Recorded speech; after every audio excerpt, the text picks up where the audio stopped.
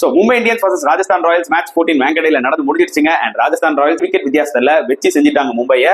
S, toss win பண்ண சஞ்சு சாம்சன் இனிஷியலா polling எடுத்தாரு.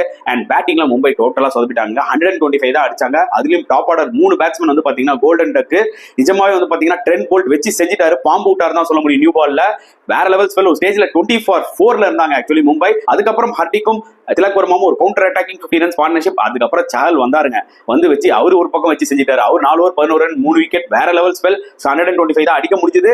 அண்ட் சேசிங்ல என்னதான் ஜெய்ஸ்வால் பட்லர் அந்த அளவுக்கு பெருசா அடிக்கலனாலும் ரேன் பராக் ஒரு செம ரெஸ்பான்சிபிலிட்டி எடுத்து ஒரு சூப்பர் 50 அடிச்சாருங்க. Back to back 50s. Especially அவரோட இன்னிங்ஸ் வந்து பாத்தீங்கன்னா maturity as well as responsibility எல்லாமே இருந்துச்சு. ஒரு எக்யூப்டு பிளேயரா தெரியுறாரு. கிரேட் கம்பேக் இந்த ஐபிஎல் எடிஷன் தான் சொல்ல முடியும். ரேன் பராக் நம்பர் 4 ஸ்பாட்டை சீல் பண்ணிட்டாரு. To be very honest for RR. And bowling wise மும்பைக்கு வந்து பாத்தீங்கன்னா ஒரே ஒரு பிரைட் ஸ்பாட் தான். ஆகாஷ் மதுவால் ஒரு வழியா டீம் குள்ள சேர்த்தாங்க. அண்ட் சூப்பரா போட்டு 3 விக்கெட் எடுத்தார். சோ ஆர்ஆரோட வெற்றியை பத்தி நீங்க என்ன நினைக்கிறீங்கன்றத கமெண்ட் செக்ஷன்ல போடுங்க.